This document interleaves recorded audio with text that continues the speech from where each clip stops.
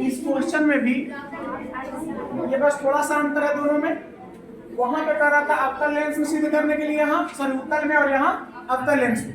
Question आएगा अवतल lens में लेंस सूत्र को स्थापित करें, या फिर अवतल लेंस में या अवतल लेंस के लिए व्यंजक प्राप्त करें, या फिर अवतल लेंस में सिद्ध करें 1/f बराबर 1/v माइनस 1/u। सब कुछ से हम क्या बताएं, अवतल लेंस में ज्यादा कुछ अंतर है नहीं। चित्र बनाना सीख लो। चित्र बनाने के बाद क्या लिखना है देखो ध्यान से, कैसे चित्र बनता है। ये अवतल लेंस है, अवतल लेंस का नाम है MN, ठीक है। अब सुनो, इस एक और बिंदु का नाम रख देते हैं यहाँ पे। देखो अवतल लेंस में क्या हुआ, प्रकाश की किरण यहाँ से निकला, एक मुख्य केंद्र सॉरी प्रकाश केंद्र से निकलकर सीधा निकल गया, और दूसरा यहाँ से निकला। देखो अवतल लेंस है, टकराने के बाद उल्टा भागेगा।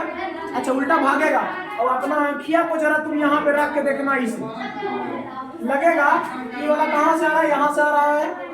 इसको आगे की ओर बढ़ा करके देखें, इमेजिन किए तो लग रहा है क्या लगो। एक और चीज याद रखना कि हमेशा अवतल हो या उत्तल, टकराने के बाद फोकस से गुजरेगा ना, तो टकराने के बाद फोकस से गुजरेगा नहीं, फोकस से गुजरता हुआ प्रतीत होगा।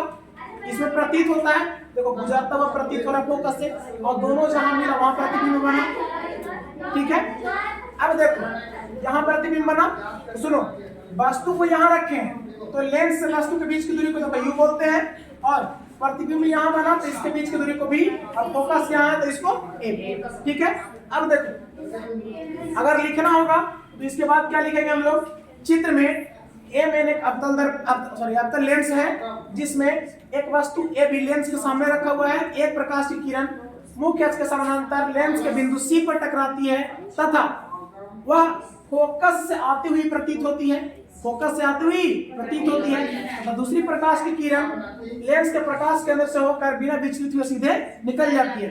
दोनों प्रकाश की किरण बिंदु B' पर मिलती हुई प्रतीत होती है, अर्थात लेंस के सामने A', B' एक सीधा तथा काल्पनिक प्रतिबिंब A', B' बनता है। अब चित्र से यहाँ से फिर से बनाएंगे हम लोग, कहाँ से, चित्र से। अब सुनो चित्र से देखो, इसमें भी दो त्रिभुज लेंगे हमेशा। देखो त्रिभुज सबसे पहले देखो ABP, देखो ध्यान से ABP, देखो ABP एंड त्रिभुज हम बताए थे।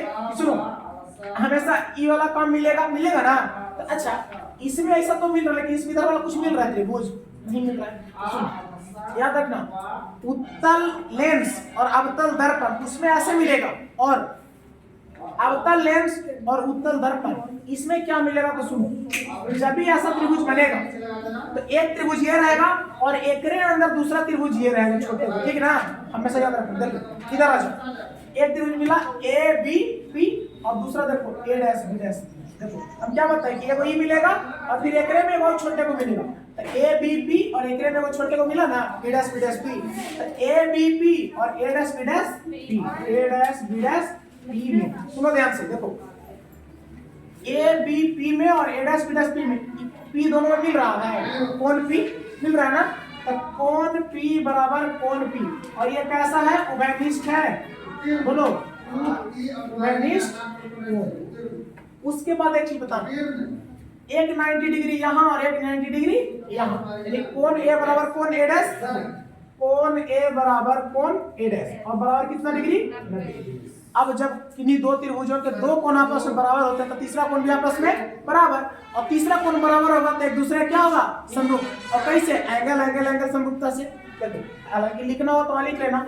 सुनो इसलिए त्रिभुज देखो ABP ये समरूप होगा त्रिभुज A', B', P के। अब ज्यादा लिख रहा हो तो लिख सकते हो एंगल समरूपता, ठीक है। और हम जानते हैं कि जब दो त्रिभुज आपस में समरूप होते हैं तो उनके संगत भुजाओं का अनुपात क्या होता है, समान होता है।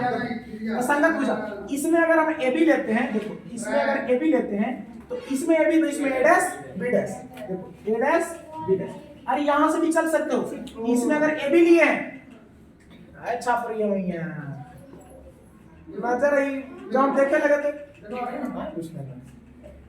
देखो इधर, अगर इसमें ए बी लिया है तो इसमें कौन सा लेंगे, ए डैश बी डैश। उसके बाद इसमें बीपी लेंगे तो इसमें बी डैश बी, लेकिन देख लेते हैं बीपी आम लायक है कि नहीं। देखो तब बी पी तिरछा लाइन कोई काम लायक होता है नहीं, तब बीपी नहीं लेंगे। तो फिर इसमें ए और पी ले सकते हैं कि नहीं, ए पी। देखो यहाँ से ए पी तो बराबर, इसमें अगर ए पी लेंगे तो इसमें ए डैश बी लेना पड़ेगा ना, ए डैश बी।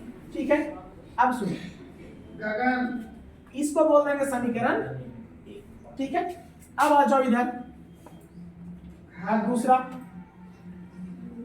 अब देखो त्रिभुज, अब फिर दूसरा त्रिभुज में चलेंगे।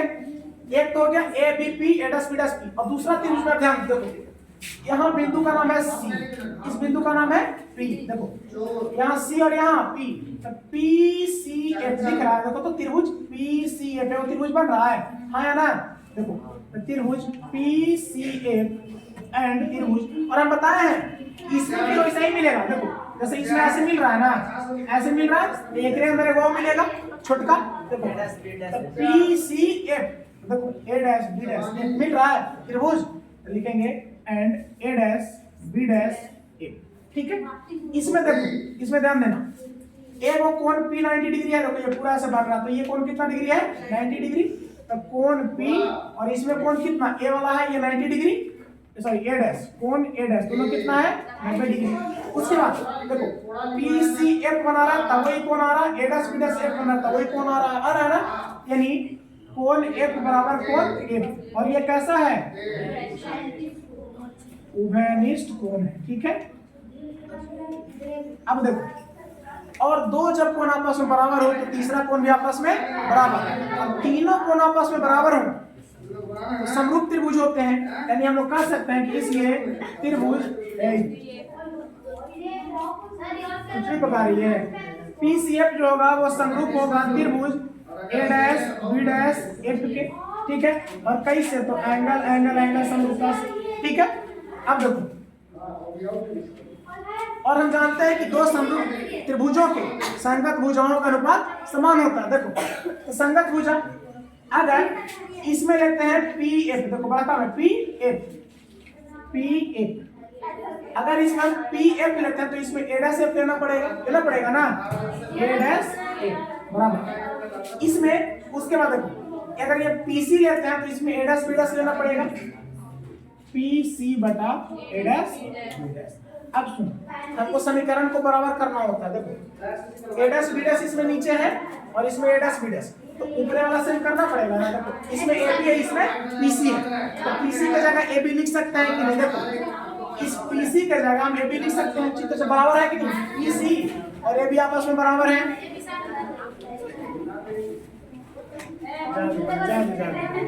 कोई फायदा नहीं है,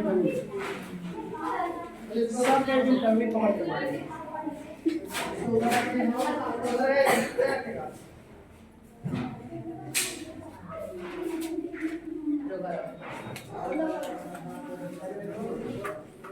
रह दो